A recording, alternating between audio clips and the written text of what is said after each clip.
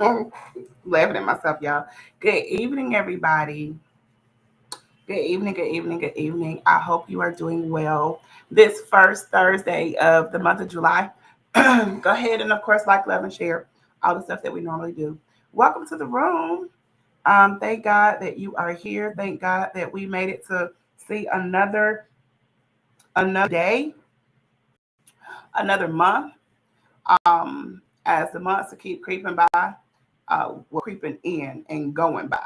And so we are grateful. We're grateful just to be able to be alive and to be well, such as we are. Go ahead and invite somebody to come in and hang out in the room with us on tonight. Good evening to all of the roommates that are here. Go ahead and like, love, and share this thing. Okay, so let me tell you, for those of you who know how God is, like if you've ever gone out of your ministry or whatever the thing is, got that, sometimes we have our own plan, right? Then there's times where God is like, hey, I'm going to scrap your plan and we're going to go with this one. So if you've been in ministry, if you've been, in your time of prayer, if you've been connected to God or with God for a long time, you know that the shift is inevitable. When He says shift, you shift. So tonight is one of those nights. So tonight, I was really going to talk about insecurity, being insecure, being insecure in terms of not moving forward, being insecure in terms of literally not wanting to do things because of how you feel about yourself, or not being wanting to do something because of how other people feel about you, or what other people have said about you. And so, literally, I'm getting my things ready to talk about insecurity, right? And here comes the shift. Here comes the shift. So, everybody knows what's going on, especially in this country. For those of you who don't know, there are some things that have, been passed down, bills and things that have been passed. And so literally I was like, okay, guys, so you told me to talk about insecurities. I know you heard me say, I know I heard you say insecurities, right? And so literally he was like, yeah, but there's something else I want to add to that. And so we're having this conversation as we normally do. And he said, well, Gina, I need people to understand nothing's changed. What do you mean? He's like, okay, yeah, it happened. What happened in the natural happened, but y'all are panicking like I'm not still God. Y'all, I'm telling you. He said, why is it that every time something happens or something comes out of the mouth of a man that is not pleasing, or it looks and appears to be evil, that my children are some of the first ones to start panicking? And so he said, let me, he said, I need you to share with them on tonight. I have not changed. I'm still God. I'm still a provider. Nothing has changed. And so I wanted to share that with you on tonight. Sometimes we will begin to panic when we get the news of something and it will cause us to be shaken. Well, for those who have been in prayer, for those who have been on prayer calls, for those who have taken heed to the instructions. Now, let me tell you, this is not something new. Literally, this time, I think this time last year, instructions began to be handed down.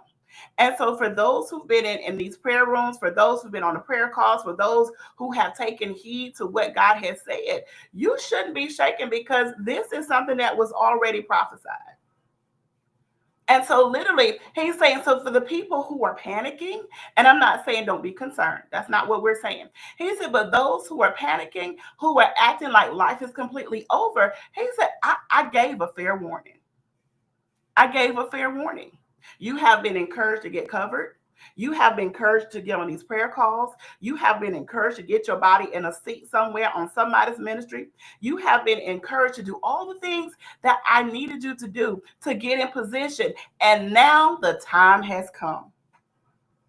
Now, this may not be a popular live on tonight, but it's okay. Now the time has come. Now you're going to actually see what they have been saying. And for some of you, this is going to confirm and solidify that the people that you doubted were actually real and are actually real. And so, literally, he's like, but I haven't changed. I'm still a provider. I'm still a provider. I'm still God. And this is not the first time that we've seen things to happen like this before. It's been happening, and it's not going to stop happening. And so then there was a shift, right? Still talking about insecurities. So then there was a shift in our conversation. And so the shift in the conversation came when he was like, you know what? Don't change your perspective. Change your perspective. For some of you, you have businesses that you've been sitting on. For some of you, you have been gifts. You have gifts that you have been sitting on. You have things and plans and ideas that you have been sitting on. Why? Because you got comfortable with the handouts. You got comfortable. You got comfortable with the handouts. You got comfortable in your own security. So now here we are. So now's the time to stir up all the gifts.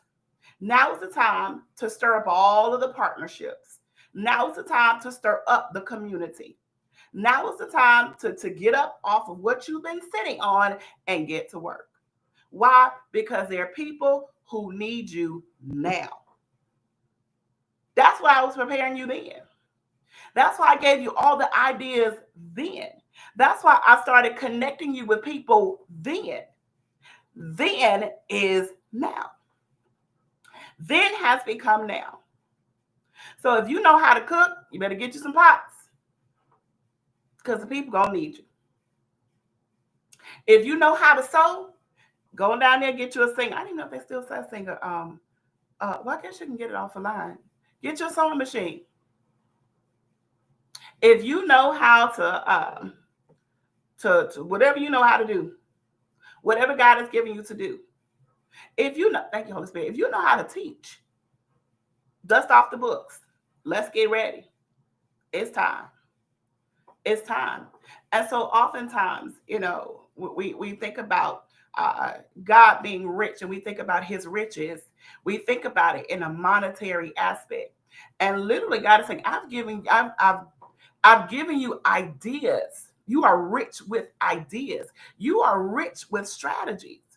Now is the time. Yes, we can have our moment. Yes, we can feel how we feel, but don't get stuck there.